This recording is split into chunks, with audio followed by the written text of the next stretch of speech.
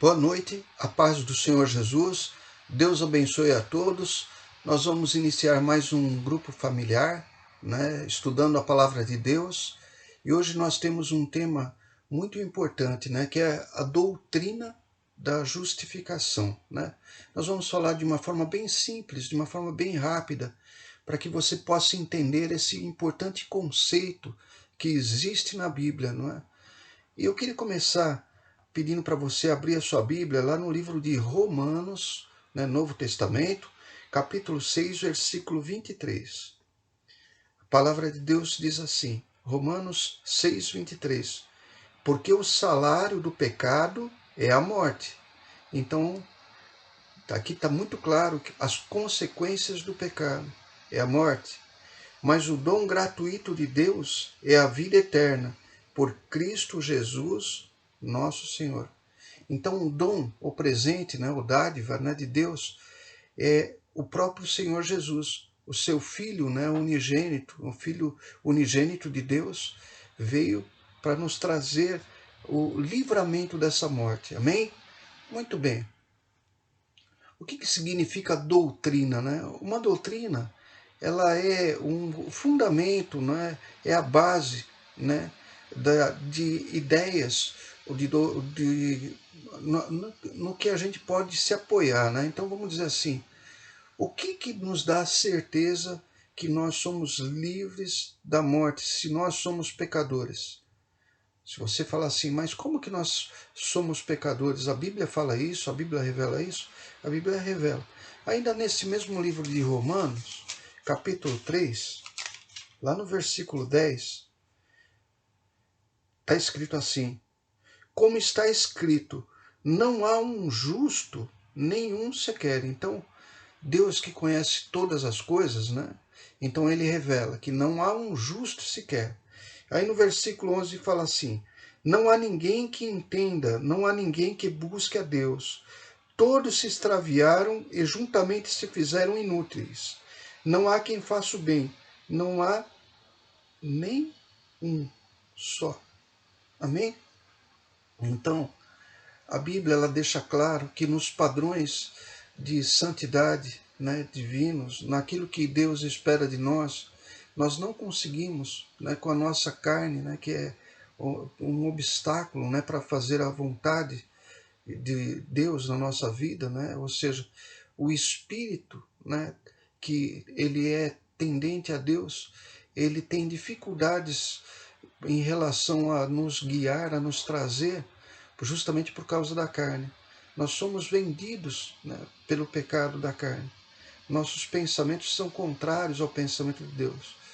Por mais que nós entendamos que nós somos pessoas boas, quem pode julgar se nós somos bons e merecedores é Deus. E ele revela na palavra que nós somos injustos, não tem um justo sequer.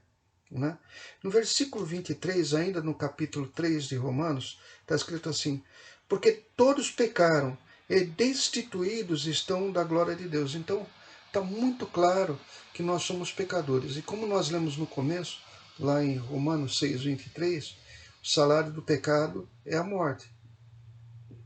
Como nos livrar dessa morte, Então, é importante que você entenda os passos que nós seguimos, nós que já recebemos Jesus Cristo em nossa vida, quais foram os passos e o que a Bíblia fala e como ela garante que nós somos justificados. Então, como que a Bíblia garante isso?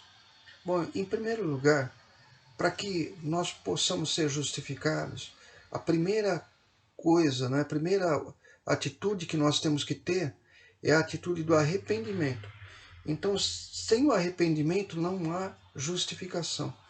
Por isso que, se você voltar lá no Evangelho, lá para Mateus, você vai ver que quando João Batista começa a pregar, e ele que foi considerado o maior dos profetas, nascido de mulher, como Jesus diz, lá em Mateus capítulo 3, versículo 1, está escrito assim, e naqueles dias apareceu João Batista pregando no deserto da Judéia, e dizendo, arrependei-vos, porque é chegado o reino dos céus. Amém? O reino dos céus. Então, significa a justiça de Deus estava chegando. Não é? Então, Jesus, quando ele começa a pregar, isso é tão importante, isso antecede, não é, a justificação dos nossos pecados, que Jesus, quando começa a pregar lá em Mateus capítulo 4, versículo 17, né, está escrito assim: desde então começou Jesus a pregar e a dizer: arrependei-vos, porque é chegado o reino dos céus. Amém? Então, se você pensar em que João Batista fala e o que Jesus fala, o primeiro passo para sermos justificados é arrependermos, né, de todos os nossos pecados.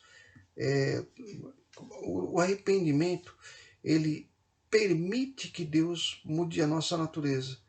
Porque nós, quando nos arrependemos, nós manifestamos o desejo de mudança, assim como Zaqueu, né? Ele se arrependeu daquilo que ele fazia, da vida desonesta que ele tinha, de ser ladrão, né?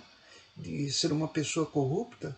Então, quando ele se arrepende, ele, como consequência do arrependimento dele, ele vai trazer a reparação. Ele fala assim: olha, se eu peguei alguma coisa de um irmão meu, de um próximo meu, eu vou restituir 4 vezes mais. Então, esse arrependimento mudou a natureza dele, de um homem pecador, de um homem ladrão, corrupto, para uma pessoa temente a Deus. Isso daí, até os próprios apóstolos, né, quando eles pregavam, eles faziam questão de que o primeiro passo para sermos justificados diante de Deus é o próprio arrependimento. É a primeira atitude que nós devemos tomar quando nós queremos ser justificados, né? Atos capítulo 3, versículo 19. Aqui Pedro vai falar assim, o apóstolo Pedro pregando, fala assim: arrependei-vos, pois, e convertei-vos. Né? Essa convertei-vos é a mudança que eu falo. Para que sejam apagados os vossos pecados e venham assim os tempos de refrigério pela presença do Senhor. Amém? Então, nessas passagens nós vimos a necessidade do arrependimento, né? E as consequências daquele que não se arrepende. Mas o que é a doutrina da justificação, né? A doutrina da justificação, ou seja, os fundamentos, a base, né, desse assunto, não é? Ele está em Romanos, né, de uma forma bem simples, não é? Lógico, nós poderíamos falar muita coisa, mas de uma forma muito simples. Romanos capítulo 3, versículo 26, vai responder quem que nos justifica. Amém? Romanos capítulo 3, versículo 26, está escrito assim: para demonstração da sua justiça nesse tempo presente, para que ele seja justo e justificador daquele que tem fé em Jesus. Então, o próprio Deus, somente ele teria o poder para nos justificar. Quando você fala em justificação, essa palavra lembra a justiça, né? Vem da palavra justiça.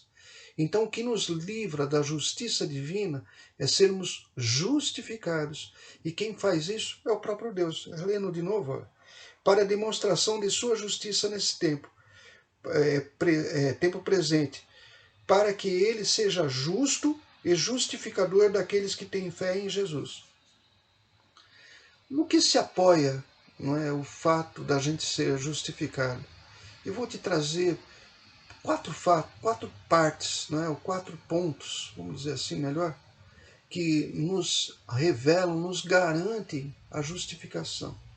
A primeira parte é que é justificado, né, perante Deus aquele que tem fé em Cristo e em sua obra. Romanos capítulo 5, versículo 1, fala isso. Sendo, pois, justificados pela fé, temos paz com Deus por nosso Senhor Jesus Cristo. Então, a fé, né, em Cristo, né, nos justifica perante Deus. Lendo de novo, olha, estou lendo Romanos capítulo 5, versículo 1, né? Sendo, pois, justificados pela fé, temos paz com Deus por nosso Senhor Jesus Cristo. O que significa essa fé? A gente crer em Jesus Cristo como Filho unigênito de Deus, que ele veio ao mundo, não é? Então, em última análise, né, Jesus, ele nos justifica, em primeiro lugar, através da fé nele e na sua obra, amém? Então, a fé em Cristo e em sua obra. Muito bem. Segunda parte, né, o segundo ponto. Nós somos justificados também pela graça, não é? Que é revelado aqui em Romanos, capítulo 3, versículo 24. Está escrito assim: sendo justificados gratuitamente pela sua graça, pela redenção que há em Cristo Jesus. Eu vou ler de novo. Sendo justificados gratuitamente pela sua graça, pela redenção que há em Cristo Jesus. Então, além da fé na obra de Jesus Cristo e no próprio Cristo, a fé agora é associada à graça. Amém? Terceiro ponto, e esse também é importante, no capítulo 5, versículo 9. Terceiro ponto que se associa: o sangue de Jesus Cristo está associado à doutrina da justificação. Romanos capítulo 5, versículo 9. Logo, muito mais agora, sendo justificados pelo seu sangue, olha só, seremos por ele salvos da ira. Essa ira é aquela justiça que eu comentei, né?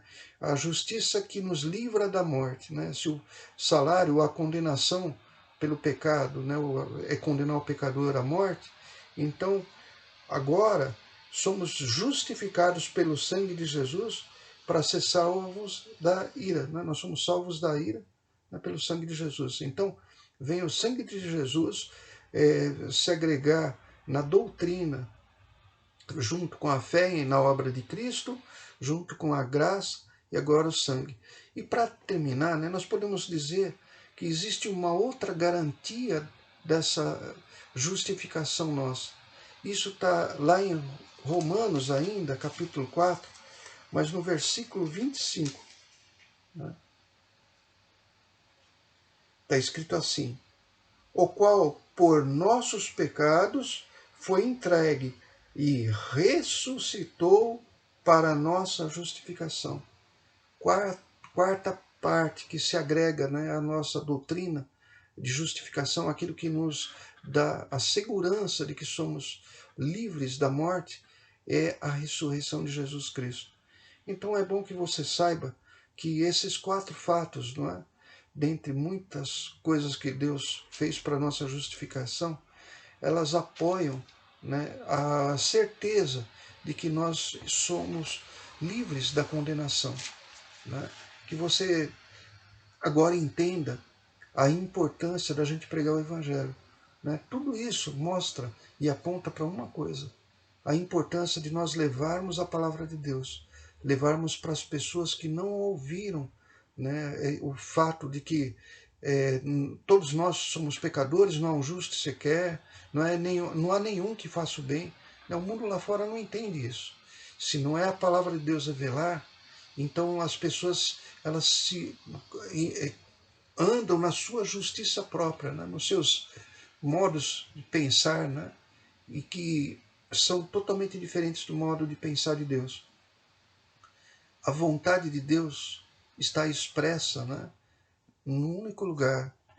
Aqui está a vontade e os pensamentos de Deus a respeito de todas as coisas, a Bíblia.